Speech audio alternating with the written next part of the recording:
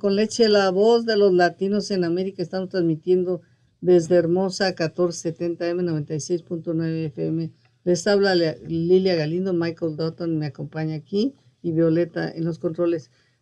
Michael, did you hear the good news about President Biden doing something for seniors for medication? Oh yeah, they're starting to. Medicare is going to start negotiating with the drug companies directly instead of going through a middleman to try and set prices so that they're more affordable for senior citizens.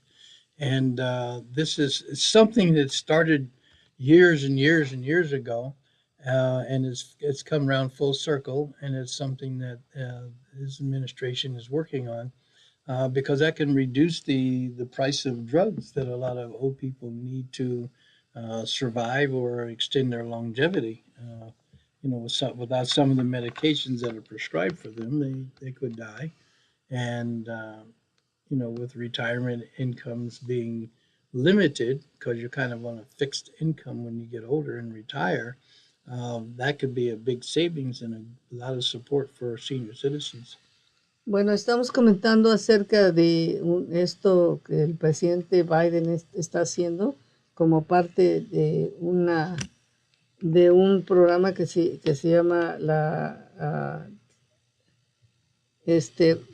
Inflation Reduction Act, ¿no? Es el acta de reducción de la inflación, y una de estas cosas incluye el negociar directamente con las compañías los precios de los medicamentos, porque se pagan precios altísimos por los medicamentos. Y dice Michael, bueno, cuando ya uno está retirado, tienes un ingreso fijo, ya no hay la posibilidad de extenderlo.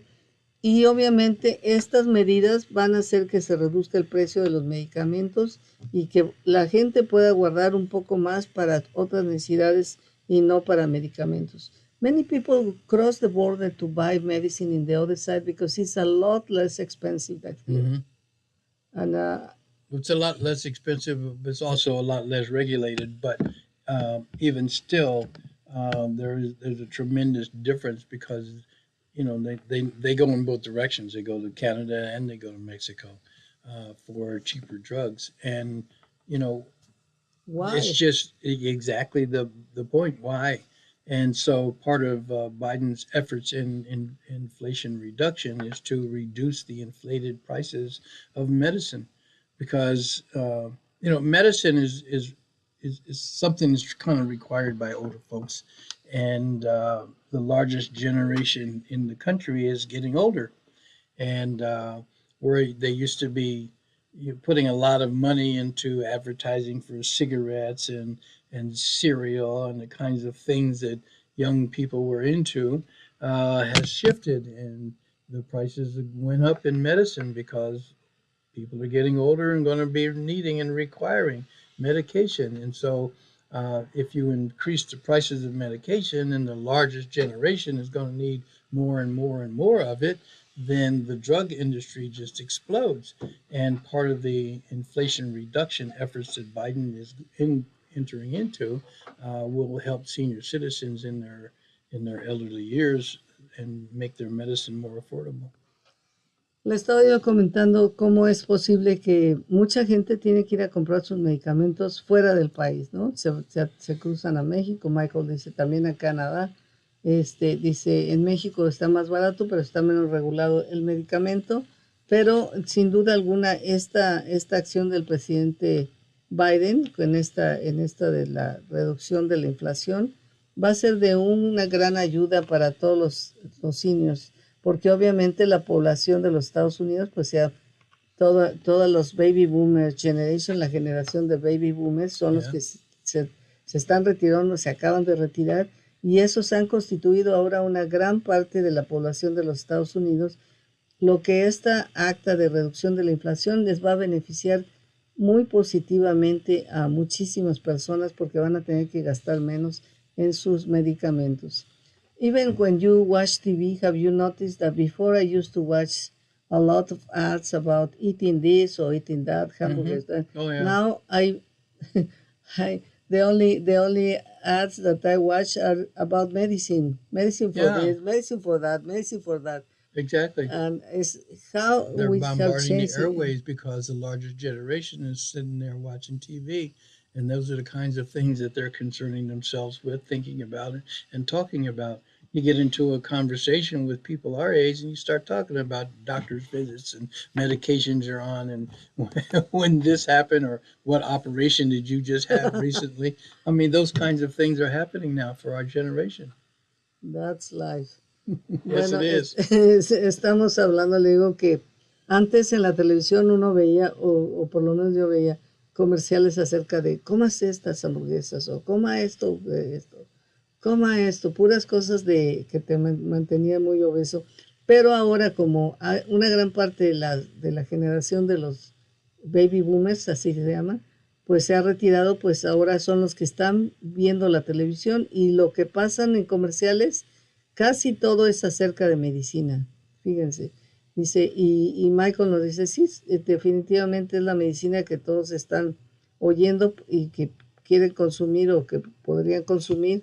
Y dice, y las conversaciones ahora entre amigos es acerca de qué medicamento estás tomando, cuáles son los efectos secundarios, qué clase de cirugía has tenido o qué cirugía vas a tener. Esa es la conversación, dice, porque todos ya nos estamos volviendo adultos mayores y entonces en eso se está basando nuestra conversación. We have, for example, prices in gas, they are still high, and we have still some problems.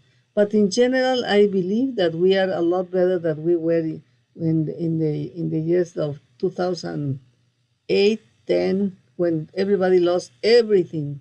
What is your perspective about that? Yeah, well, I think my perspective is that number one, we're a little more hardened to those kinds of experiences than we used to be because they were new experiences then.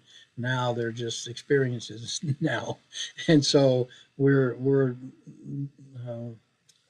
uh, how should I say less concerned and worried Well, do you about it. know, it has been less painful because we have received a lot of help from the federal government, Mm-hmm. from the state government, from the local government that never before we saw in 2008, 2010. No? Yeah, well, back in 2008, 2010, it was the large corporations that got bailed out by the government. And because of that, because we were the ones that paid for that, because of that, our tax structure is such that, we pay a lot of money to a lot of people in a lot of different directions, and it goes to entities and what have you. It doesn't necessarily go to individual people. We're just beginning to help out the, the the middle class, if you will, because they're the ones that have been. We are the ones that have been paying the bills for the country, and it's high time that we start thinking about reducing the inflation and helping the everyday guy out a little bit because we've been bailing out the whole economy. Yeah, it's what President Biden was saying. Do you know? Now we are going to think in the people from below to the top, no, like in the opposite way. And that is the same thing that Mexico is doing because otherwise the economics never advance if you have so many people with so much money that they cannot spend anything anymore in anything, and a lot of people that cannot buy anything. So the economies go bad because there is no demand, so there is no jobs, and there are no jobs. Well, bottom up certainly impacts and helps more people than top down, and top down just never seems to get to the bottom. And bottom up benefits everybody from the bottom up.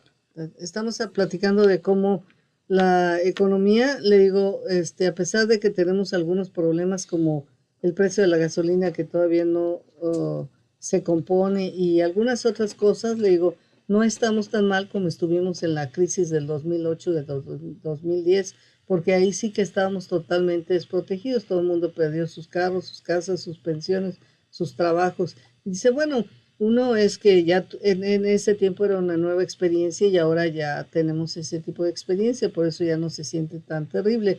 Pero le digo, no, bueno, la verdad es que ahora, en esta ocasión, recibimos muchísima ayuda del gobierno federal, del gobierno estatal, del gobierno local, de todos los gobiernos que no recibíamos en el pasado. Y dice, bueno, ya es tiempo de que sea ahora los de en medio, ¿sí? Y los de abajo los que reciban esa ayuda. Dice, porque cuando hubo esa crisis financiera del 2008, los que pagamos fuimos los contribuyentes para rescatar esas grandes compañías. Ahora se trata de lo opuesto. Ahora se trata de rescatar a las gentes de abajo para arriba. Y es lo que el presidente Biden está haciendo y también la misma política que está siguiendo en México, porque se dan cuenta que cuando le das todo a los que ya tienen mucho, las economías se estancan, ya no pueden avanzar porque no hay demanda, no hay empleo, no hay nada. Así es que esta situación difícil, pero podría ser peor. Do you think that we are going to uh, overcome this situation? I think over time, I think we can. Yes, we're historically we're at a very um, interesting juncture, if you will, with attack on democracy and the processes of government has been um, attacked, and I think. We have some people involved in government, were involved in government, who are now going to be involved in law enforcement, and they'll be on the receiving end. It looks like, and that's historic for us in terms of the economy. 2% of the people in our country, have maintained control, if you will, 90% of the money, and so it's like, we need to balance some things out a little bit.